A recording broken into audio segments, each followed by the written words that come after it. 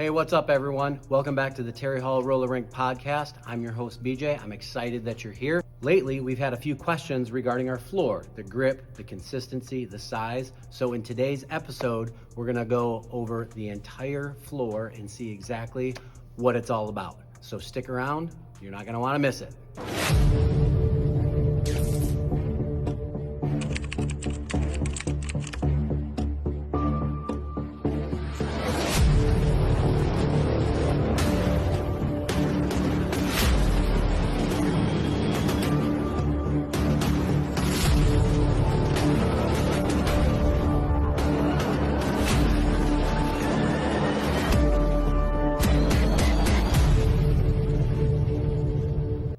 So why does the right skating floor matter? Well, it matters because of grip, smoothness, consistency, and it's one of the most important things of our roller rink. So we want to make sure we keep it in pristine condition because that's what everybody is using every time they step out onto the floor.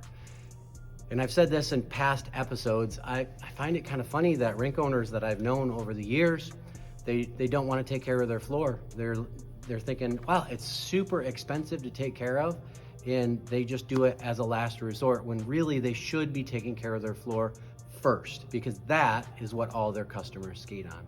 So we're gonna go over a little bit about our skating floor, how big it is, the product that we put down, a little bit of the history that we have with that, and all the fun stories about the skating floor over the years.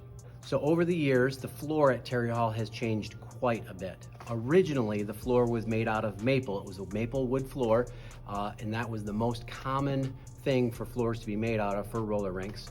Back in 1959, when they first opened this place up, there is a podcast about the history of Tarry Hall. You can check that out on our Tarry Hall podcast playlist on YouTube, but go ahead and check that out and you can find out a little bit about the history of Tarry Hall. But originally the floor was wood, it was maple, just like most of the floors in the nation. So, but around 2000, I believe it was 1999, it got too much water had gotten under it for too many years, and it got really warped. So what they used to do is water would run down this back wall, and it would get underneath the floor and it would just soak that water up, and then the floor would do this. And eventually there was a big hump, and I can show you right just past the mirror ball there, right underneath there was a huge bump. So what they used to do is they would take along the edge and they would cut it out and push that bump down, and they did that for years and years. And a couple of times they actually cut some of it out in the middle to get it to go down, but eventually it was just too hard to fix. So what they did was they made a huge investment by ripping the floor out, which doesn't make any sense, but they ripped that floor out. I actually have a section of that floor. I think it's one of the pylons. I have a section of it at home because I got a souvenir because I've been here for a long time. So if you are a part of Tarry Hall or have been a part of Tarry Hall and you got a section of the floor, comment below and let us know what you did with that section. We're currently gonna try to make a table out of it. We've been saying that for, I don't know, 25 years now that we've been wanting to make a table out of it. But so we do have an original section of the maple floor. So then what they did was they ripped the floor out, and then they dug down just a little bit because they had to have enough space for the asphalt.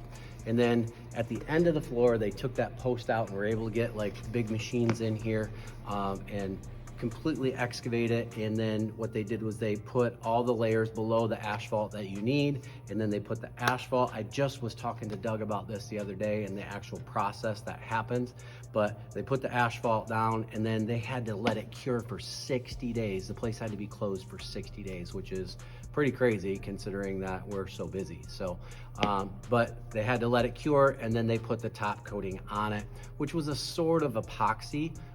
is how he described it. Unfortunately, I was not around when that happened.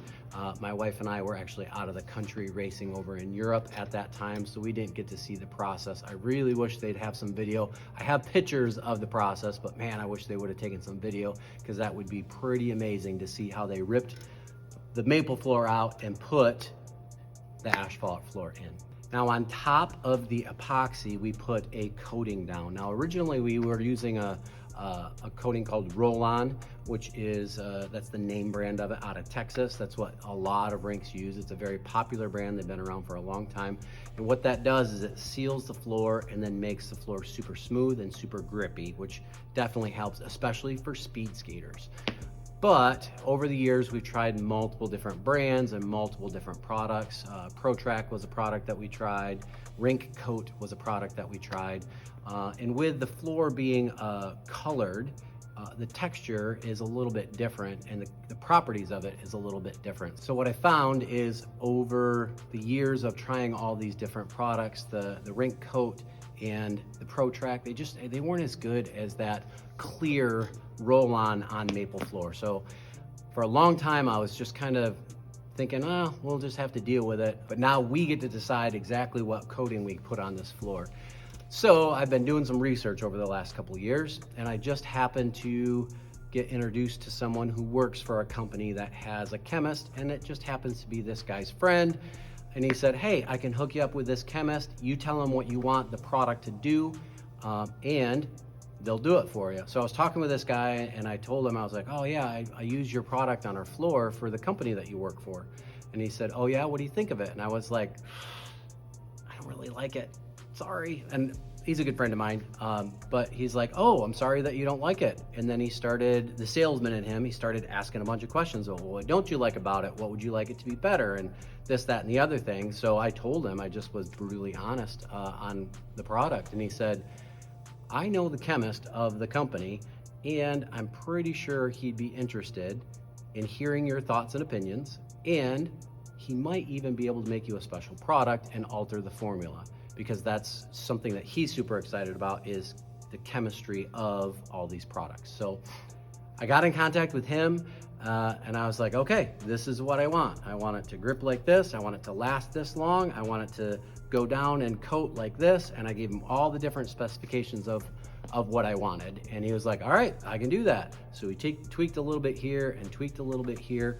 And we came out with our first product and put it down, and it was way better. So fast forward a little bit, they keep asking me, well, what do you think of it? And I'm like, well, this is better and this is better, but this, I'd really like to change this. So they altered the formula again. Now you fast forward through a couple of years of doing this, and they've gone through like 3 or 4 different formulas. And finally, after the last one, it's like absolutely perfect. It lasts really long. It's super durable, which was a huge problem with the old stuff.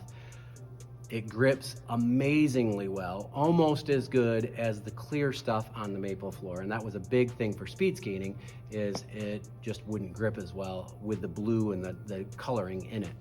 But this stuff grips just as well. It gives you that bite in your legs when you're speed skating. And those speed skaters that are out there, they know what I'm talking about.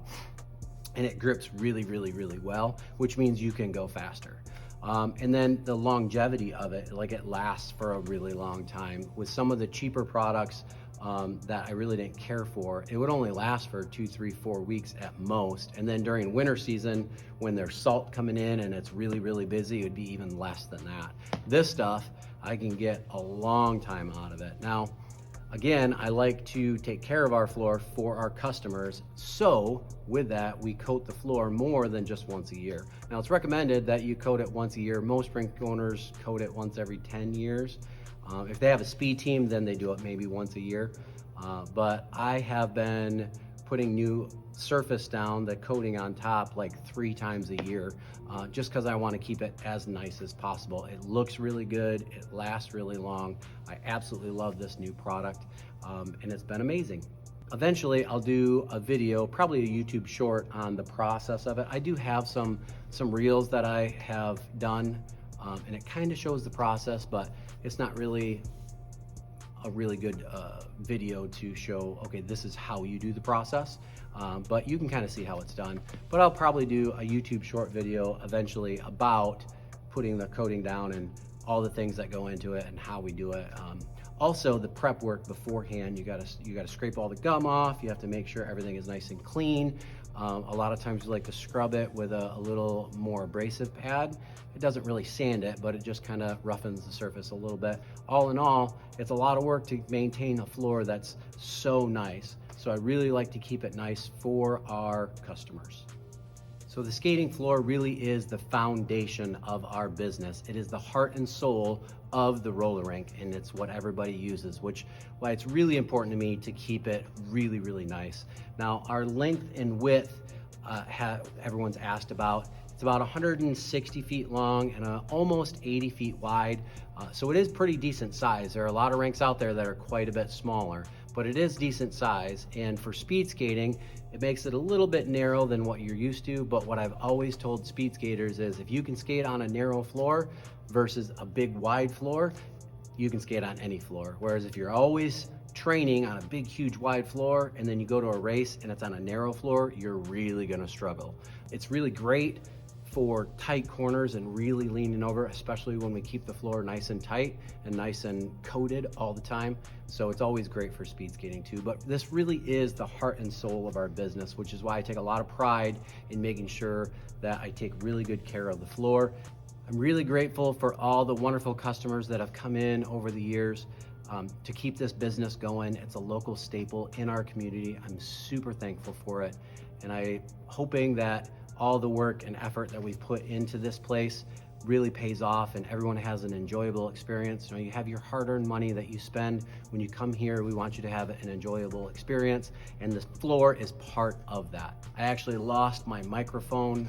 It broke on me. I dropped my phone and it was connected to it and it broke. So the audio might be not as great on this one, but it's still fine. I'd like to thank everyone for watching. I know this episode's a little bit shorter than usual, but I really wanted to go over the floor, all the different aspects of the floor and the heart and soul of our roller rink, just so you can kind of see exactly what it's all about. For those of you that haven't been here, you can come and check it out. We're open every weekend, Thursdays, Fridays, Saturdays, and Sundays. There's private parties, there's school parties. Come check us out. It's a lot of fun. So what's your favorite memory here on Tarry Hall's floor? Comment below. Also, like and subscribe if you like the content. Check us out on our website, tarryhall.com, or you can check out our Pro Shop, which we have an online store, tarryhallproshop.com, and you can shop online. I have tons of products on there just in time for Christmas, so you can check us out and shop from home. Again, I'd like to thank everyone for watching. We really appreciate you. We have more episodes coming up. Every Saturday, I'm going to release a new episode. Check us out, and we'll catch you next time. Have a great day.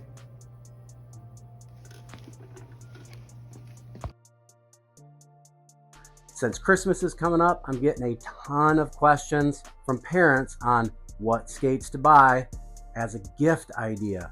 So I'm going to give you one of my top recommendations that's not going to break the bank and it's going to give you great performance. So this skate right here is the Crazy Skate Tricks. And this is one of my top recommendations for parents for a Christmas gift. It's not going to break the bank and it's going to give you some really good performance. So one of the things I absolutely love about this product is the versatility. If you flip it around, you look, there's a little button right here. You press that button and the toe slides in and out. So this has a ton of different sizes in one skate so that they're not going to grow out of it in 6 months. All right. So the sizes go from size 1 to 4 and then size 4 to 7. So you can adjust that toe box to make sure that it fits the right size as they grow. It's got a nice plush inside for the boot, so the kids' feet won't be uncomfortable. And the last thing I absolutely love about it is the bigger wheels. Now what the bigger wheels do is they give you more roll and they allow you to go over bumps a lot easier, so there's less vibration, so you're able to skate a lot smoother. So this is a great entry level, and the best part about the entry level is the entry level price. Check out the Pro Shop, tarryhallproshop.com. Again, check out tarryhallproshop.com for all your Christmas needs.